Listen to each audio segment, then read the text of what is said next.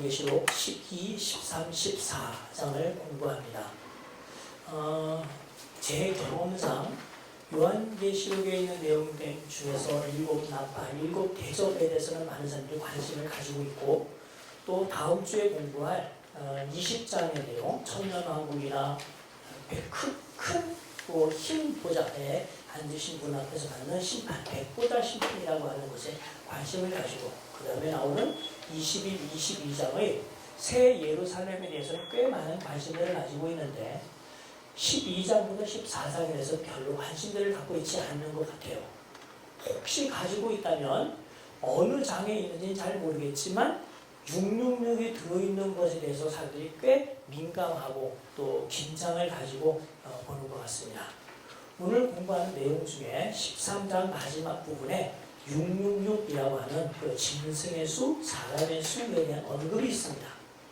하지만 이것은 우리가 그동안 공부하면서 누누이 살펴봤고, 제가 그것을 전제로 하면서 여러분들에게 안내해 드린 것처럼 요한계시록에 있는 내용은 어떤 한 단락을 그것만 떼어내서 이해할 수 있는 것이 아니라, 비록 묵시적인 맥락이라 하더라도 그 이야기가 나오게 된 전후 배경이 있다는 것, 그래서 그 배경 하에서 공부해야 그 내용을 정확하게 이해할 수 있습니다.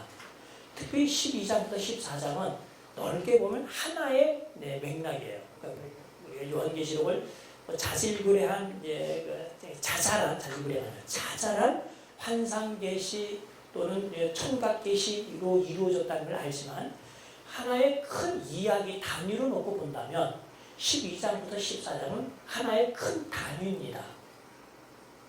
그러니까 이거는 그 안에 있는 내용이 서로 별개의 것으로 작용하지 않고 어떤 한 사건이 다음 사건에 영향을 줄 만큼 밀접하게 연관되어 있는 이야기들로 구성이 되어 있어요. 전체 개요를 말씀을 드리면, 지금 공부할 12장부터 14장은 우리가 지난주에 공부했던 일곱 나팔 재앙 다음에 언급되었습니다. 일곱 나팔 재앙이 꽤 길게 이야기가 이제 형성이 됐는데, 8장, 9장에서 6개의 나팔이, 천사가 6나팔을 불어서 일어나는 일들을 이야기하고 있고, 10장, 11장은 사람들이 이게 일곱 나팔 재앙에 들어가는 건지 잘 모르지만, 이게 6째 나팔과 7째 나팔 사이에 있는 막간이라는 것. 그래서 일곱 나팔이 불려질 때 교회가 무엇을 해야지, 또 교회는 어떤 부분에 대해서 관심을 가지고 있는지, 그리고 일곱 나팔 재앙의 핵심적인 내용이 무엇인지를 해석하는 역할을 하는 것이 바로 이 막간이거든요. 그래서 10장, 11장은 일곱 나팔 재앙과 꼭 연관해서 보셔야 해요. 그리고 나서 결론으로 언급하고 있는 것이 11장 마지막 부분, 11장 15절 이하에 나오는 7번째 천사가 나팔을 불었을 때 나타나는 현상입니다. 그게 11장 15절부터 18절까지. 그리고 19절은 나팔 재앙에서 12장 이야기로 넘어가는 전환구적 본문에 해당이 돼요. 그리고 이제 12, 13, 14장 이야기가 쫙 소개가 됩니다. 그리고 난 다음에 15장을 보면 우리 지난번에 봤듯이 나팔 재앙과 대접 재앙은 같은 사건을 다른 관점에서 언급해 준다는 것을 확인했잖아요. 이야기 내용이나 구성 자체가 그러해요. 그러니까 나팔 재앙 다음에 나오는 대접 재앙, 이 15장, 16장이 언급이 되는데, 대접 자체는 16장이 있지만 15장에서부터 이미 소개를 하기 시작합니다. 그 사이에 12, 13, 14장이 들었다는 거예요. 그렇다면 우리가 가만히 생각하면, 저자가 이것을 그 사이에 이렇게 낀 것은 둘 중에 하나겠죠. 같은 이야기를 12, 13, 14장의 관점에서 다시 이야기하려는 목적으로 거기다 넣었든지, 나팔의 관점으로, 대접의 관점으로 어떤 사건을 묘사하는 것처럼 12, 13, 14장도 같은 사건을 요 새로운 관점으로 설명하려고 하는 목적으로 들어있든지, 아니면 이제 정답인데, 요 내용은 지금까지 이야기한 일곱 인 이야기나 일곱 나팔 이야기나 일곱 대접 이야기를 해석하는 해석학적 관점. 왜 이런 사건이 지금 일어났을까? 왜 예수님의 초림과 재림 사이에 이와 같은 사건들이 쭉 일어나서 결론은 이렇게 나타나는가? 그리스도의 강림으로 말미암아 벌어지는 사건들을 이해할 수 있는 해석학적 관점을 제시하고는 있지 않을까 생각하는데 이게 정답입니다. 실제로 그런 거예요. 구약 성도들이 볼 때, 이해할 때 메시아가 오시면 세상이 갑자기 확 바뀔 거라고 생각했어요. 근데 메시아가 오셔서 바뀌긴 바뀌었습니다. 하나님이 약속하셨던 그 약속이 성취가 됐으니까. 그런데 이방인들 또 하나님을 대적하는 원수들이 완전한 심판을 받지는 않았어요. 하나님의 거룩한 백성들이, 하나님의 신실한 자녀들이 구원을 완벽하게 받지는 않았어요. 구원에 대한 보장은 주어졌지만 완성에 이른 사건에 이르지 않거든요. 그리고 하나님의 백성들 입장에서는 의외라고 생각할 수 있는, 왜 메시아가 오셨는데 곳에 우리가 고난을 더 많이 심하게 받을까? 더 큰 환난이 작용하고 있을까? 궁금해요. 그래서 역사 대대로 그들은 구약 성도들이 기도했던 것처럼 하나님이시여 원수를 갚아주시옵소서, 우리를 신원해 주십시오 라고 하는 것이 세대마다 일어나게 돼요. 요한계시록에서는 그것이 6장 9절부터 11절에 언급된다고 말씀을 드렸습니다. 그리고 원수들이 메시아에 의하여 정복이 되고 그가 그 활동하던 것이 저지가 되거나 그가 모든 세력이 괴멸되어야 될 텐데 그러지 않고 원수가 더 크게 작용하는 그 이유는 어디 있을까? 12, 13, 14장이 그 답, 거기에 대한 궁금증을 해결해주는 내용이라는 거예요. 다시 말씀드립니다. 오늘 공부한 12, 13, 14장은 요한계시록의 중요한 사건들, 인나팔 대접, 이게 사실 요한계시록 전체를 구성하는 중요한 시리즈인데 이 시리즈마다 소개되고 있는 사건들이 발생하는 이유를 설명해 주는 겁니다. 자, 그러면 다시 그 범위를 좁혀서 12, 13, 14장은 어떤 식으로 이야기가 서로 연결되고 또 거기 있는 사건들이 관련을 맺고 있는지를 한번 살펴보겠어요. 우선 12장을 보면 12장의 맨 처음 이야기는 어느 화려한, 정말 누가 보더라도 고상하고 영광스럽고 화려하다고 하는 한 여자가 아이를 낳으려고 고통스러워하는 것으로부터 이야기가 시작됩니다. 그런데 그 여자 앞에 정말 누가 보더라도 무시무시하고 끔찍한 동물이 딱 앞에 있어요. 전설상의 신화적인 동물입니다. 색깔이 아주 시뻘겋습니다. 보니까 큰 세력도 갖고 있는 것 같고 머리에 왕관을 쓴 것을 보니까 권세를 많이 가지고 있다고 하는 생각이 들어요. 이 여자가 사내 아이를 낳기만 하면 꼼짝없이 그 용의 희생물이 되겠구나 생각하고 있을 그 즈음에 여자가 해산할 때가 되어 사내 아이를 낳고, 근데 그 사내 아이는 무사히 태어나서 자기 일을 다 하다가 하늘로 승천해요. 그 이야기가 짤막하게 언급했는데 누가 보더라도 이 이야기는 우리가 알고 있는 예수 그리스도의 생애를 요약하고 있는 내용이라고 볼 수 있어요. 여러분들이 잘 알고 있는 메시아의 생애는 그가 세상에 오셔서 십자가에 못 박혀 죽으시고 사흘 만에 부활하여 승천하고 하나님 우편에 앉으셨다 하는 겁니다. 이야기가 좀 길어요. 오셨고 죽으셨고 부활하시고 승천, 하나님 우편에 앉으셨다. 5개의 동사를 써서 제가 설명을 했습니다. 요거를 좀 더 요약하면 메시아의 사역은 십자가에 죽으시고 부활했다. 2가지로 요약할 수 있어요. 특히 바울은 탄생 문제에 대해서는 별로 관심을 갖지 않습니다. 그렇죠? 바울 서신에서 바울이 메시아를 접근하는, 그리스도를 접근하는 방식은 그가 우리를 대신하여 죽으셨다. 또 우리를 의롭다 하기 위하여 다시 살아나셨다. 죽음과 부활이에요. 그러니까 이 두 사건으로서 메시아 생애 전체를 요약합니다. 근데 요한계시록 저자의 관점에서 메시아의 생애 요약은 메시아가 오셨다. 탄생해. 메시아가 승천하셨다 하는 겁니다. 왜 그랬겠습니까? 첫 번째 이야기는 하나님의 이전 약속들, 구약시대에 하셨던 하나님의 모든 약속들이 메시아로 말미암아 성취되었다는 것을 강조합니다. 그렇죠? 누구나 생각할 수 있어요. 두 번째, 승천은 차츰 이제 우리가 이제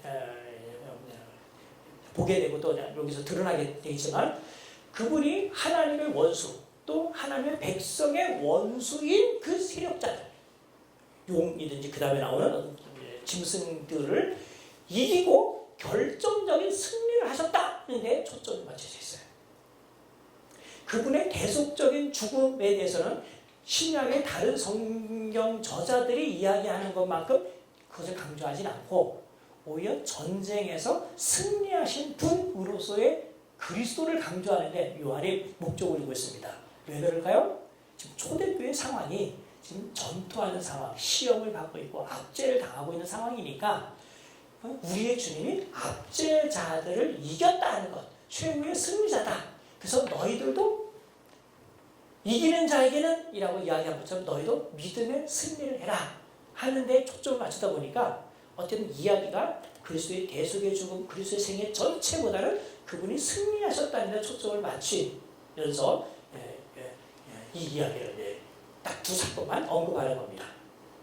지금 저는 이 이야기를 하면서 여자가 낳은 사내 아이를 아예 메시아라고 전제라고 이야기하고 있는 것처럼 보이는데 이 본문에서 이분이 메시아라는 것을 알 수 있는 결정적인 단서를 찾을 수 있습니다.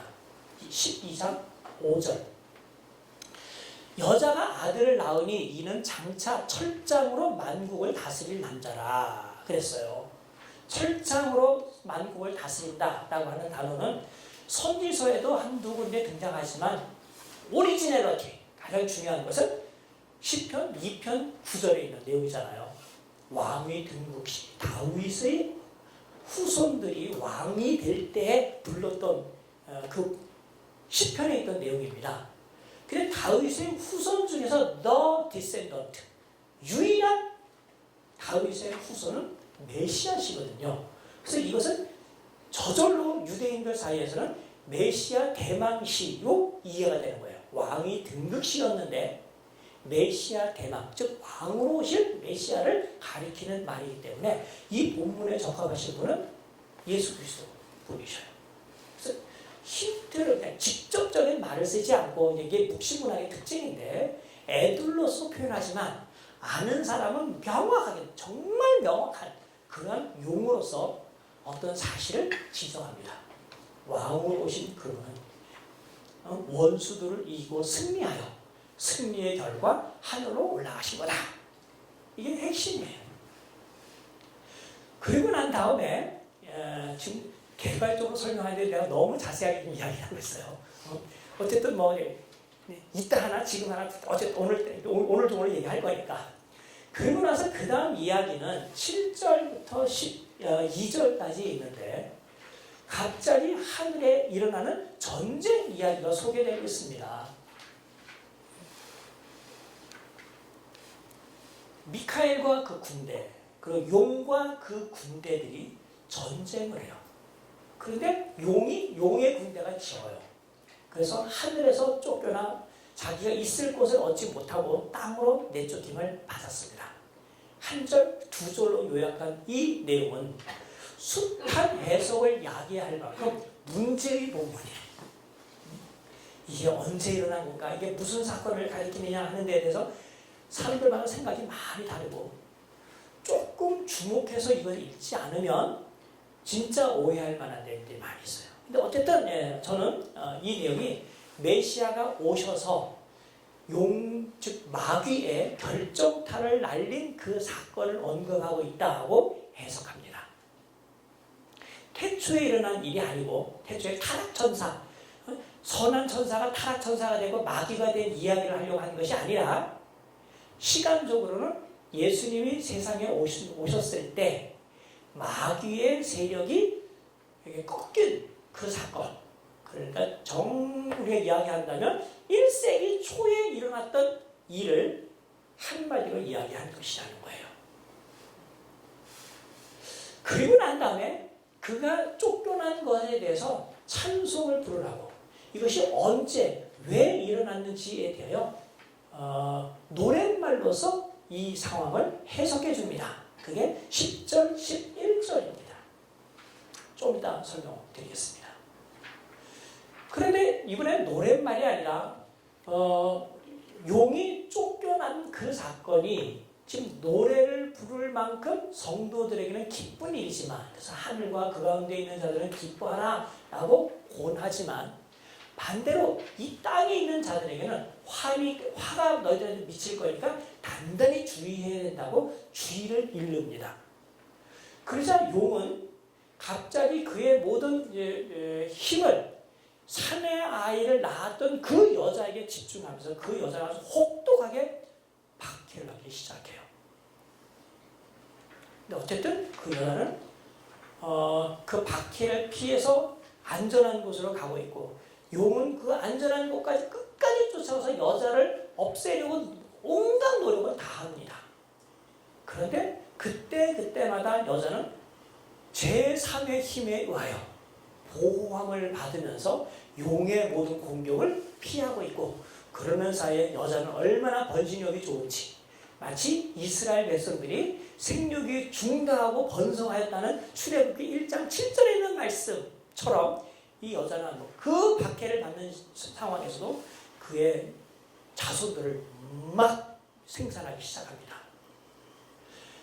처음에 잡았더라면 이렇게 힘들게 고생하진 않았을 텐데, 처음에 여자를 잡지 못했던 이 용은 그 여자의 후손이 불어난 것을 홀로 감당하기 힘들어 자기와 협력하여 여자와 후손들을 공격할 사람을, 또 존재를 불러일으킵니다. 그게 13장 이하로 넘어가는 거예요. 그게 바다에서 나온 짐승입니다.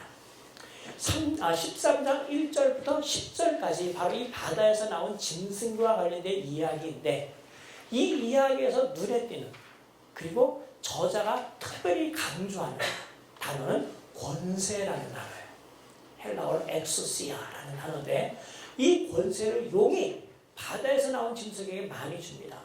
이 짐승은 거의 이 땅에서 무소불위한 권세를 가지고는 그 권세를 막 사방팔방에 다 휘두르는데, 특별히 대상이 되는 것은 6절과 7절에 있습니다. 특별히 7절에 보면 권세를 받아 성도들과 싸워 이기게 되고, 심지어는 성도들과 싸워 자기가 승리하고 한다고 할 정도로 성도들이 아주 굉장한 괴로움과 패배감을 맛보는 상황을 여기서 보여주고 있어요. 그뿐만 아니라 요한계시록에서 보편성, 장소를 초월하여 어디나 누구에게나 모든 사람이 예외 없이 당한다는 것, 예외 없이 적용된다는 것을 언급할 때 여기 나오는 넷상의 단어를 가지고 설명하는데, 각 족속, 백성, 방언, 나라의 통치권을 행사하기 시작하는 거예요. 성도들도 꼼짝없이 당할 수밖에 없는 상황입니다. 그런데 용은 이것도 모자라 바다에서 나온 짐승뿐만 아니라 또 다른 짐승 하나를 불러드립니다. 그는 땅에서 올라온 짐승인데, 13장 11절부터 마지막 절까지, 즉 13장 18절까지인데요. 땅에서 올라온 짐승입니다. 이 짐승은 자기보다 먼저 나온 짐승을 위하여 정말 지극충성을 해요. 사람들 앞에 이걸 선전하고 호도하여 이게 마치 신인 것처럼, 우리의 경배의 대상인 것처럼 이야기를 하고, 또 이 짐승, 바다에서 나온 짐승을 위하여 우상을 만들면서 사람들의 관심을 거기에 집중시킵니다. 어떻게? 우상은 원래, 아이돌은 말을 못해요. 듣지도 못합니다. 움직이지도 못합니다. 그렇죠? 그런데 이 땅에서 올라온 짐승은 어떤 묘수를 부렸는지 우상을 만들어놓고 우상으로 하여금 말을 하게 하는 거예요. 그러니까 사람들이 이 우상이 실제 살아있고 그냥 우상이 아니라 인격체인 거라고 생각하면서 경배를 하게 돼요. 더군다나 땅에서 올라온 짐승은 사람들 위에 권세를 부리면서 또 얼마나 말을 잘하는지 나중에 14장에 가면 땅에서 올라온 짐승이라는 표현 대신에 거짓 선지자라는 단어가 사용될 정도로 대변인 노릇을 합니다. 예언자, 선지자, 신탁 전달자 뭐 이런 이렇게 이제 바꿀 수 있는 그런 역할을 하면서 바다에서 나온 짐승을 세상 여러 사람들에게 모든 사람들에게 영향을 끼치도록 하는 1등 공신 역할을 하고 있어요. 그 중에 많은 사람들이 이 전후 맥락은 보지 않고 그 다음에 나오는 모든 사람의 이마나 오른손에 짐승의 표를 받게 하는데 그 짐승의 표를 갖지 않은 사람은 물건을 사지도 팔지도 못하게 한다. 이 땅에 있는 이 땅에서 행하는 모든 경제 활동을 한마디로 요약하는 거예요. 심지어 씨를 심어서 경장하고 재배하고 추수해서 먹는 것도 경제 활동 중에 하나겠죠.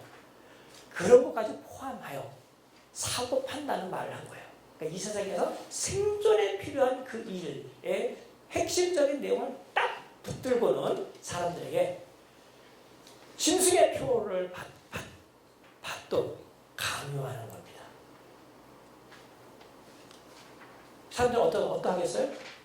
당연히 그쪽에서 불도하겠죠. 그런데 이 즈음에 요한계시록 저자는 갑자기 묘사하는 것을 멈추고 독자를 향하여 외칩니다. 정말 너에게 이 땅에서 지혜가 있다면, 총명이 있다면 지금 거짓 선지자가 즉 땅에서 올라온 짐승이 너에게 표를 받게 하고 그 다음에 짐승에 경배하려고 했을 때 곰곰이 생각해 봐라. 이게 정말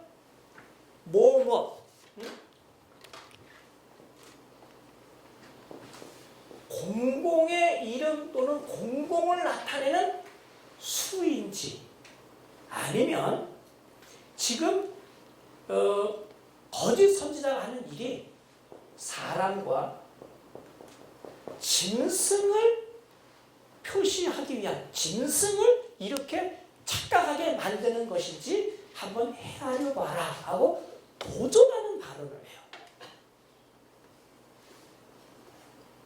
그리고는 사람들에게 정답을 알려줍니다. 그 수는 888도 아니고 777도 아니고 666이라는 거예요. 888. 제 책 밑에 보면 각주에 나와요. 888도 아니고 그 다음에 우리가 예상할 수 있는 완벽한 수인 777이 아니라 666이라는 거예요. 근데 그동안 우리 한국에 이 이야기가 소개됐을 때 많은 사람들은 이게 사람의 수, 짐승의 수, 777, 888 이런 것과 관련해서 보다는 오른손에 뭘 받느냐 안 받느냐 숫자 666에 대한 문자적인 수량에 의거해서 이 본문을 해석했어요. 그래서 오래전부터 내가 이제 의식하고 있는 것으로 따지면 제가 초등학교 때인가 중학교 때 오맨이라는 영화가 나왔어요. 오맨 1, 2, 3, 4탄까지 나온 걸로 알고 있는데 오맨 1, 2에 나오는 이상한 아이가 다 사람들은 모르는데 막 까마귀가 깍깍거리고 걔는 걔만 보면 막 죽어라고 짖어댔고 막 그럴 때 왜 그런가 하고서 밤에 잘 때 이게 머리를 싹 봤더니 머릿속에 666이라고 써 있는 거예요. 그러니까 666을 가지면 안 된다고 생각한 거예요. 80년대에는 지하철마다 막 쪽지를 나눠주면서 바코드를 가지면 안 된다는 거예요. 바코드의 디지털 코드가 처음에 6으로 시작되고 그 다음에 중간에 6으로 거쳤다가 끝으로 마무리를 6으로 한다는 거예요. 요즘은 바코드가 많이 체계가 바뀌어졌는데 한동안 거의 대부분의 그 책이 왜냐면 인식 기호이기 때문에 가는 긴 선 두 개가 쫙 있었습니다. 여기 이제 디지털 이제 0101 숫자로 따져서 십진법에 의한 6이 되는 기호예요. 그래서 666에서 바코드를 가지면 안 된다고 한참 난리 법석을 떨었어요. 그런데 90년대, 2000년대가 되면서도 그거 갖고 아무런 상황이 이루어지지 않으니까 2010년대에 들어서 갑자기 베리칩이라고 하는 것이 딱 소개가 되는 사람들을 겁먹게 했습니다. 2011년, 2012년 이때 아마 최절정에 도달했을 거라고 생각하는데 미국 보건복지부에서 모든 사람들에게 인식 표로 손에다가 이제 칩을 심어가지고 우리의 주민등록증처럼 의료보험증처럼 모든 사람을 인식할 수 있는 표를 만든다 하는 걸 표를 얘기했어요. 그러자 어떤 사람이 뭐냐면 그렇게 하는 이유는 벨기에에 본부를 둔 어떤 한 본부에서 사람들을 그걸 갖고 조작해서 그 베리칩을 가지고 있는 사람들의 뇌 신호에 영향을 주고 자기들이 할 수 있는 대로 조종하려고 하는 것이다. 거기 하나 더 가관인 말은 뭐냐면 이 벨기에에 있는 그 본부에서 하려고 하는 공작, 작전은 뭐냐면 많은 사람들에게서 종교성 있는 모든 단어를 머릿속에서 하얗게 지워버리겠다는 거예요. 지워버리는 거예요. 하나님, 예수 그리스도, 믿음, 성경 이런 단어, 종교성과 같은 모든 단어는 싹 없애고 그냥 일반적인 세속적인 사람으로 만든다는 거야. 들어보셨죠? 비슷하게. 그래서 저는 처음에 그거 들었을 때 진짜 황당한 얘기더라고요. 아니 어떻게 그럴 수 있냐 그랬더니 하는 얘기가 쥐 가지고 실험을 했는데 뭐 이제 그렇게 나와요. 그래서 일단 제가 반항하는 쪽으로 그런 얘기를 했어요.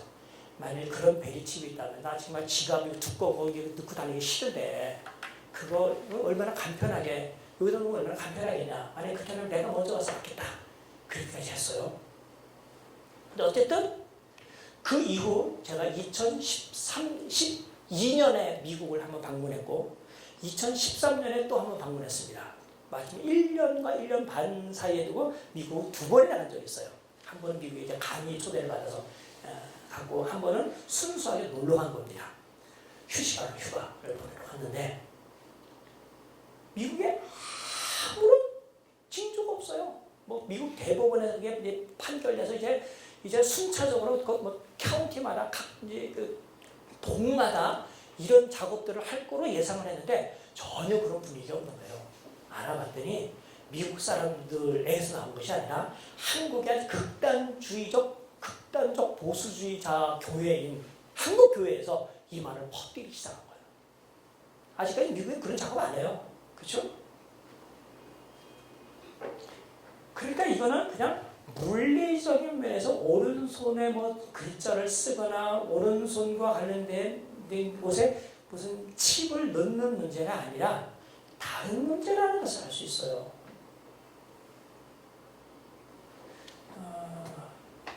더 자세하게 하는 시간에 이야기해야 될 걸 미리 다 얘기를 해버렸는데 이건 그 문제가 아니라 14장에서 13장에 일어나고 있는 것을 해석해주고 있기 때문에 14장에 있는 묘사를 가지고 12, 13장에 있는 이야기를 해석해야 돼요.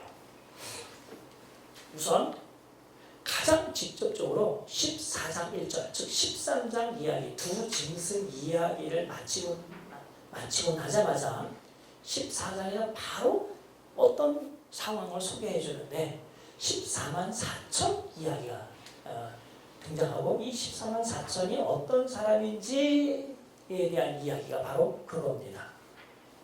즉 13장 뒤에는 많은 사람들이 신이 아니라 살아있는 인격체가 아닌 우상에게 마치 신에게 하듯이 하나님에게 하듯이 경배하고 있는 것을 보면서 저자가 너무나 답답하여 도전적인 말, 지혜 있는 자, 총명이 있는 자는 그 숫자를 세어보아라.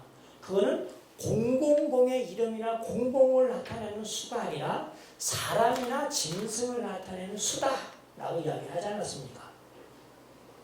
그리고 나서 아직 정답을 이야기하잖아요. 00의 이름, 00이 뭐냐? 그거는 물론 본문에서는 생략된 겁니다. 이건 괄호로 돼 있어요. 이걸 염두에 두고 지금 이 이야기를 하는 거죠. 도대체 이렇게 사람과 짐승의 수, 사람이라고 되어 있는 또는 사람의 이름, 짐승의 이름이라고 되어 있는 이거가 대조하려고 하는 것이 뭘까? 14장에서 그것을 밝혀주고 있어요. 14장에서 핵심은 이겁니다. 우선 어린 양과 함께 시온산에 서 있는 14만 4천 이야기를 하고 있어요. 이 14만 4천이 누굽니까? 이 7장에서 이야기했기 때문에 거기서 사실 끝내도 될 만한 사람들이에요. 근데 갑자기 이들이 등장한 것은 13장 때문입니다. 13장 특별히 뒷부분. 땅에서 올라온 짐승이 한 일이 뭐냐면 사람들에게 바다 짐승, 뒤에서는 바다라는 말 빼고 그냥 짐승이라는 말을 써요. 짐승과 거짓 선지자 이렇게 등장하는데 짐승에게 경배하도록 막 애를 쓰면서 짐승의 이름과 표를 갖도록 이야기했잖아요. 그렇죠? 그때 특별히 맨 처음에 이마가 언급이 됩니다. 물론 많은 사람들은 이마는 빼고 오른손만 해서 손과 관련해서만 언급했지만 처음 언급된 부분은 13장에 보면 13장 16절에 오른손에나 이마에 표를 받게 한다고 했거든. 근데 이마의 표와 14만 4천은 요한계시록 7장에 언급이 됐었어요. 네 바위에서 바람이 불어 이 세상을 완전히 없애버릴 그런 징조가 일어나기 전에 하나님께서 그의 백성을 보호하기 위하여 이마에 하나님의 이름의 표를 받게 했죠. 그리고 그 사람을 14만 4천이라고도 언급했고 그 다음에 허다하게 많은 수, 이루 셀 수 없이 많은 수 사람들이라고 언급을 했잖아요. 그러니까 하나님께서 당신의 사람으로 자기의 소유로 표시해두는 그 인치는 것을 땅에서 올라온 짐승이 흉내내면서 마치 바다 짐승이 하나님이 자기의 소유로 표시하는 것처럼 이가 신이라는 것을 사람들에게 알리는 거예요. 그러니까 이런 거죠. 아까도 얘기했지만 바다에서 나온 짐승은 우상으로 만들어졌습니다. 우상으로 사람들에게 형상화 됐어요. 근데 땅에서 올라온 짐승이 이를 마치 살아있고 진짜 신인 것처럼 가장해서 사람들의 관심을 받거나 경배를 유도하는 것이었어요. 강요하는 것이었어요. 그렇죠? 그러니까 즉 신에게 돌려야 될 그 영광을 우상이 가로채고 있는 겁니다. 이 정답을 알고 있는 저자는 너무나 답답해서 야, 이 바보들아, 왜 그것을 얘가 아니라 이런 것인지 알지 못하느냐라고 얘기했잖아요.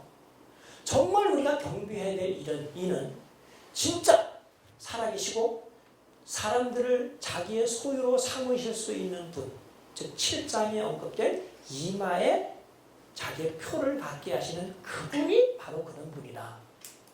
실제 그분이 주신 표를 받은 사람은 14장에 나오는 14만 4천이다 라고 소개하는 거예요. 근데 특별히 이 14만 4천을 설명하는 것 중에 특이한 것은 그가 어린 양과 함께 시온산에 서 있다고 그래요. 이 시온산은 구약 성경에 예루살렘 성전이 있는 그 지역을 가리키는 말입니다. 다윗성, 도시의 관점에서는 다윗성이라고 그러고 또 그곳에 있는 성전과 관련해서는 예루살렘 성전이 있는 곳이라고도 하고 그리고 가끔 시온산 혹은 시온성이라고 언급이 되는데 여러분 한번 찾아보세요. 성경에 시온산, 요즘은 컴퓨터가 잘 발달됐으니까 컴퓨터에 검색어를 딱 줘서 시온이라고 딱 쳐갖고 쫙 나오는 걸 뽑을 때 시온이 등장하는 용어는 거의 100%가 거의가 그냥 완전히 100%가 하나님께서 그의 백성들에게 구원을 베푸시고 그의 백성이 구원을 만끽하여 있는 상황을 표현할 때 꼭 시온이 등장해요. 사람들이 사는 그냥 도시라고 할 때 그냥 예루살렘이에요. 예루살렘이에요. 다윗 성이에요. 그런데 비록 하나님께서 거기 있는 사람들이 죄를 범해서 심판했다 하더라도 나중에 그분이 심판한 그 사람들을 다시 구원하여 원래 위치로 회복시켰을 때, 그리고 하나님과 그 백성과의 관계가 완전히 정상화됐을 때, 오늘 구약의 신학적인 용어로 얘기한다면 하나님께서 언약적 신실함에 의하여 언약의 관계가 잘 유지되었을 때 라는 의미예요. 그럴 때 그의 하나님께서 그의 백성들을 시온 산에 두셨다라고 합니다. 그러니까 그들이 어린 양과 함께 시온 산에 있다는 것은 하나님의 구원이 베풀어졌든지 하나님의 구원의 절정이 이루어져 있는 상황을 가리키는 거예요. 근데 그들이 어떻게 해서 구원을 얻었을까? 한편 어린 양의 피로 또 어린 양이 구원하셔서 그들이 구원을 얻은 것도 사실이지만 요한계시록에서 중요하게 다루고 있는 것 중에 하나는 그들이 뭐예요? 하나님의 말씀을 증언하거나 예수를 증언하는 일 또는 인내의 말씀을 지키는 것이라고 표현할 수 있겠죠. 근데 요한계시록에는 그것 이외에 하나 더 소개합니다. 일단 14장에서는 지금까지는 앞에서 다루진 않았겠지만 바로 뒤에서 17장에서 다룰 음료와 관련하여 물론 앞에서도 언급을 했다. 그렇지? 2장에 보면은 이세벨 이야기를 하면서 이세벨과 함께 음행하였다, 간음하였다라고 하는 언급을 하고 있는데 말하자면 영적인 간음을 설명하기 위하여 말하자면 하나님이 아닌 어린 양이 아닌 여자를 따라가거나 시키는 대로 하는 일, 사람들을 영적인 간음하는 부분, 결국 우상숭배인데요. 우상숭배 문제에 이들이 연루되지 않았다고 소개하는 거예요. 그래서 14장에 우리가 쭉 봐야 될 것 중에 하나 14장 4절에 이 사람들은 여자와 더불어 더럽히지 않았다. 물론 이것을 문자적으로 해석한 로마 가톨릭 교회에서는 중세 때부터 오랫동안 독신으로 사는 것이 참 복 있는 거라고 생각했고 여전히 신부님들은 그랬고 일반 신부가 되지 않는다 하더라도 우리가 욕정을 억제할 수 있는 한 독신으로 사는 사람이 결혼하는 사람보다 더 순수하고 하나님께 가까이 있는 사람이라는 것을 막 퍼뜨렸어요.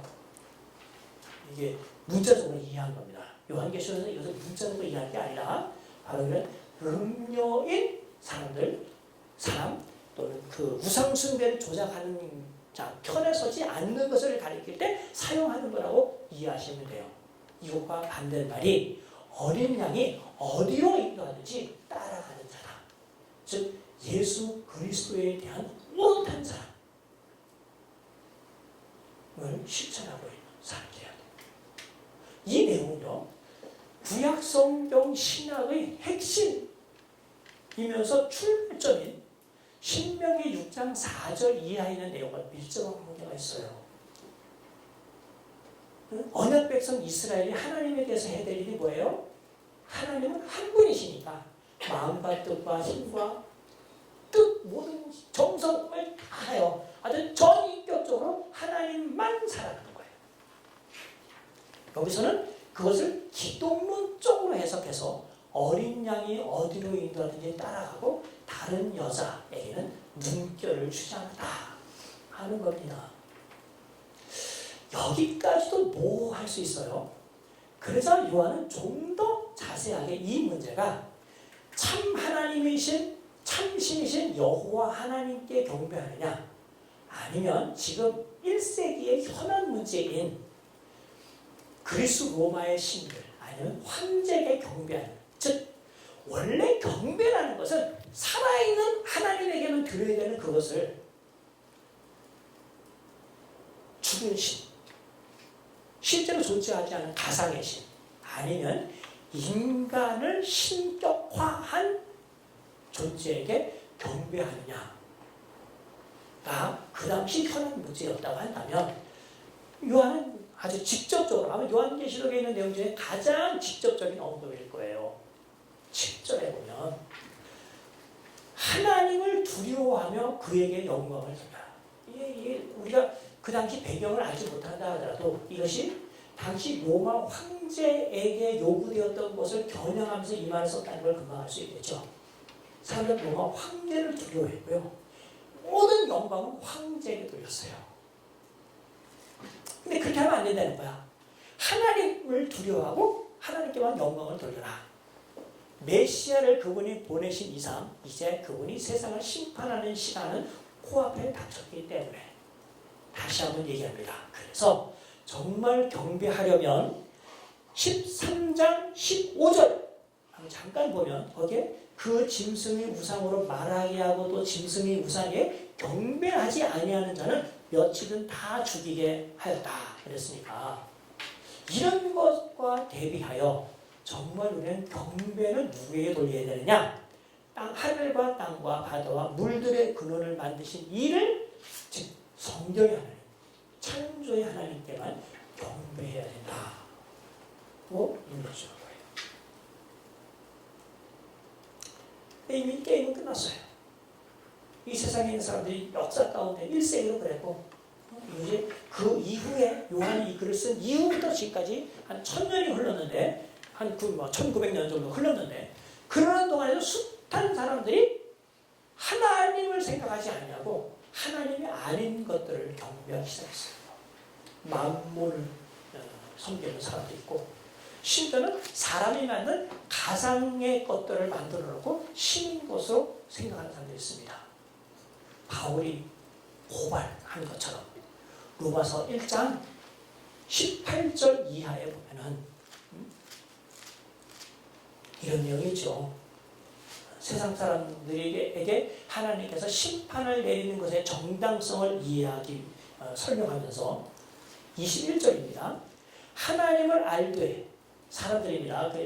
유대인이 아니고 이 땅에 있는 모든 사람들 하나님을 알긴 하는데 하나님을 영화롭게도 아니하고 감사하지도 아니하고 오히려 그 생각이 허망하여지며 미련한 마음이 어두워졌나니 스스로 기독교를 믿는 교회 하나님을 믿고 예수 그리스도를 믿는 교인들보다는 자기들이 똑똑하다고 생각하지만 즉 스스로 지혜 있다 하지만 어리석게 되어 23절의 하이라이트입니다. 썩어지지 아니하는 하나님의 영광을 썩어질 사람과 새와 짐승과 기어다니는 동물 모양의 우상으로 바꿔놓습니다. 그리스도에 보이는 가시적인 우상이든지 아니면 마음속에 그가 쫓고 있는 우상이든지 하나님이 아는 것에 마음을 두고 있다는 거예요. 예수님 말씀하신 한 사람이 두 주인을 섬길 수 없다. 반드시 하나를 중히 여기고 다른 것을 경히 여기기 마련이다. 그렇죠? 너희는 하나님과 재물을 겸하여 섬길 수 없느니라. 먹고 사는 시대에서는 재물의 위력은 대단합니다. 특별히 그 재물은 이제 20세기에 와서는 캐피털리즘이라고 해서 아예 이즘이 됐어요. 캐피털, 재물 중심주의예요. 완전히 이데올로기 문제가 바뀌었습니다. 이 사람들은 이것이 어차피 우리는 자본주의 시대에 사니까라고 하면서 그 원리가 자기는 당연한 것처럼 보일지 모르겠지만 하나님께서 보실 때는 이것은 엄연하게 하나님 위에 다른 것을 경배하는 거예요. 그래서 이미 그때 많은 사람들이 그것을 경배해요. 황제를 숭배하든 재물을 숭배하든 그렇게 됐습니다. 그러자 8절부터 12절에서 요한이 이렇게 이야기를 해요. 이런 사람들에게 내려진 것은 하나님의 돌이킬 수 없는 심판이다.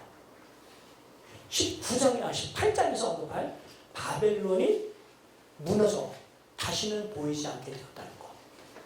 그래서 18장 이야기를 여기서 하고 있어요. 무너졌다는 거예요. 그리고 많은 사람들에게 우상에게 경배하게 하고 또 표를 받게 하는 하나님의 표가 아닌 하나님을 흉내내어 받게 하는 그 사람들에게 하나님께서 심판하실 것이다. 어떻게? 불과 유황으로 고난을 받게 할 거다.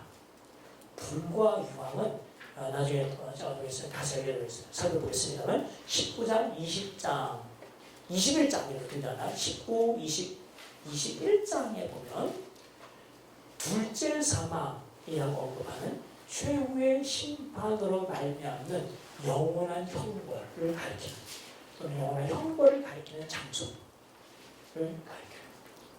이 세상에서 하나님의 임시적인 심판이나 간단한 심판이 아니라 징벌이 아니라 돌이킬 수 없는 최후의 심판을 그들은 받게 된다는 거예요. 그리고 그들뿐만 아니라 그렇게 하는 이 존재, 짐승과 거짓 선지자뿐만 아니라 그들의 강요에 못 이겨서 하나님이 아닌 다른 존재를 경배하고 그리고 그의 소유라는 뜻으로 표를 받은 사람, 그의 이마에 받든 오른손에 받든, 여기 다시 이마와 오른손이라는 단어를 써서 부과를 시켰어요. 사실 장소가 어떤 지점이 신체가 중요한 게 아니라 누구누구의 소유가 된다는 사실이 중요한데, 그래서 참 하나님이 아닌 다른 것의 소유가 되어 이 땅에 살았던 그 사람들도 짐승과 거짓 선지자가 그곳에 들어가게 되면서 그들은 최후가 쉼, 레스트가 없다는 거예요. 안식이 없다는 거예요. 요동해요. 만약에 지옥불에 들어가서 얼마나 뜨겁겠어요. 오도방정을 떨겠지. 가만히 앉아서 있을 수 있겠어요? 그렇게 못하고 그냥 아주 난리가 없어 떤다는 거예요. 그런데 이때도 대조가 돼요. 12절에 보면 성도들의 인내가 여기에 있나니 그들은 하나님의 계명과 예수에 대한 믿음을 지킨 자들입니다. 그래서 이 전체를 요약해요. 이렇게 하나님이 아닌 것을 경배하려고 할 때 그들은 뭘 어떻게 했느냐? 요한계시록의 중요한 주제, 교회가 하는 것은 하나님의 계명과 예수님을 믿는 믿음을 지키는 거예요. 인내하는 겁니다. 그런 자들은 비록 세상의 관점에서는 죽임을 당하지만, 13절입니다. 세상의 관점에서는 죽임을 당하지만 하나님의 관점에서는 그들이 이 땅에서 했던 모든 행동의 결과, 즉 12절 하나님의 계명과 예수에 대한 믿음을 지킨 행위에 대한 결과로 그들에게 주께서 내리는 상이 뭐라고 그랬어요? 안식이다. 그들은 쉼을 얻어요. 세상에서는 수고했지만, 세상에서는 박해를 받았지만, 그들이 짐승에 의하여 죽임을 당하는 그 순간 그들은 그토록 그들이 기다렸던 안식의 복이 들어간다는 거예요. 역설이에요.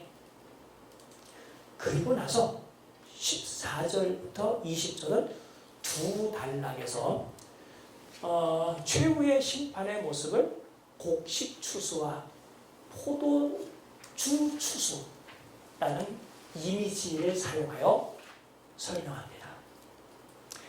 제가 생각할 때는 14장 14절부터 16절 이하는 중요한 단서는 예수님께서 마태복음 13장에서 말씀하신 알곡과 가라지 비유에서 찾을 수 있어요. 세상 끝에도 그러하니. 그래서 알곡은 모아 곡간에 들이고 쭉정이는 꺼지지 않는 불에다가 태운다 라고 언급이 있는데, 바로 그 이미지를 이용하여 인자가 추수하는 분으로서 이 땅에 오셔서 추수를 하시고 그래서 곡식을 거두드리는 일을 한다는 거예요. 세상 끝에도 그러하리니. 그래서 세상 끝의 모습을 이미 벌써 보여주고 있는 거예요. 그 다음에 나오는 포도주 추수는 인자가 행하지 않고 하늘에서 하늘에 있는 천사가 성전에서 나오는데, 성전에서 나오는 천사 이야기인데, 빌 교수의 견해에 의하면 이것을 예수 그리스도를 이런 이미지로서 표현한 것이라고 이해할 수 있고, 저는 그것이 옳다고 생각이 돼요. 제 책에서는 이 문제를 아주 집요하게 다루진 않았지만, 여기서 하늘에 있는 성전에서 나올 수 있고 세상을 심판하는 이렇게 최후의 추수에 심판할 수 있는 추수꾼으로서 오시는 분은 예수 그리스도 이외에는 없습니다. 그래서 연인이 본 환상으로서는 마치 천사 중에 하나인 것처럼 보일 수 있을지 모르겠지만, 예수 그리스도께서 천사 이미지로서 요한의 환상으로 나타난 것이고, 그분을 앞에서 곡식 추수하셨던 인자와 같은 분으로서 세상을 추수한다고 보는 것이 더 나을 것 같습니다. 또 하나는 이 부분에서 견해가 둘로 나뉘어져요. 어떤 학자들은 곡식 추수는 최후의 심판 중에 의인을 이렇게 말하자면 구원하는 면에 초점을 맞춰서 곡식 추수가 있고 그려져 있고, 포도 추수는 악인들을 징벌하는 데 초점을 맞춰서 그랬을 거라고 하지만, 구약의 사실 여러 배경은 그것보다는 일단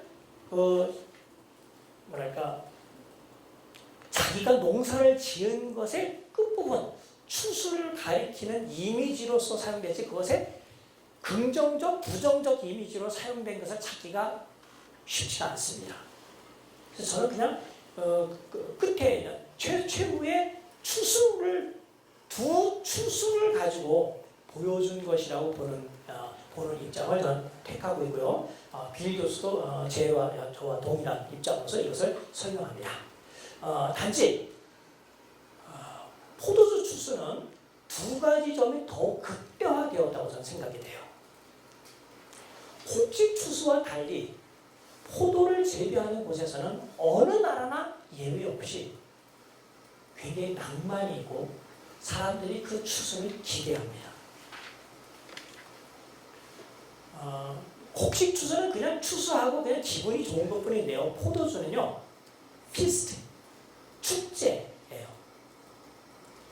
옛날에 상영했던 키아누 리브스가 출연한 구름 위의 산책이라고 하는 것에 보면 프랑스나 이태리 마을 여행하다가 차 안에서 한 여자를 만나요. 둘이 금방 사랑에 빠지고 그 키아누 리브스는 여자가 사는 집을 초대돼서 가죠. 마침 그때가 포도 추수할 때예요. 그래서 포도 통 위에 둘이 들어서 막 춤추면서 아주 진짜 그 따가운 햇살에 역광을 받으면서 막 찍는 그 모습이 있는데, 어디나 다 포도 추수 때는 축제입니다.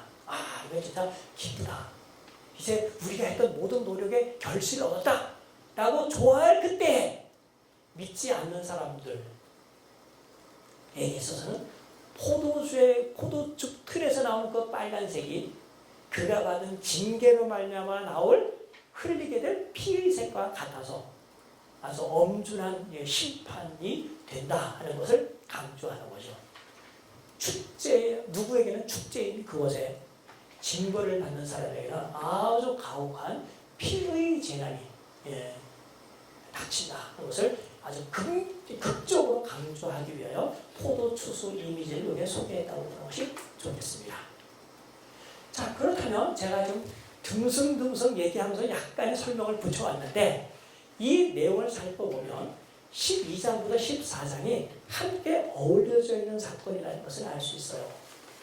13장에 많은 사람들이 관심을 갖고 있는 666 이야기를 제대로 이해하려면 앞에 있는 12장부터 용이 등장하여 자기가 막 그리스도와 여자를 박해하려고 했던 것에 힘이 붙여서 두 짐승을 불러낸 과정을 과 연결시켜서 이해를 해야 될 것이고, 그것에 대한 결과가 14장에 언급된 14만 4천과 하나님의 심판, 그리고 의인들에 대한 복음을 이렇게 연결시켜서 이해해야 13장 그 내용도 잘 이해할 수 있다는 것을 우리가 알게 됩니다.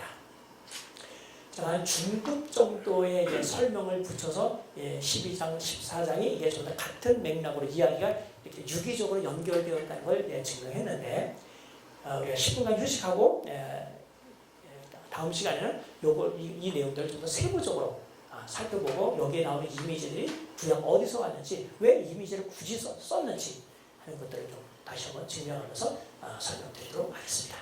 10분간 휴식합니다.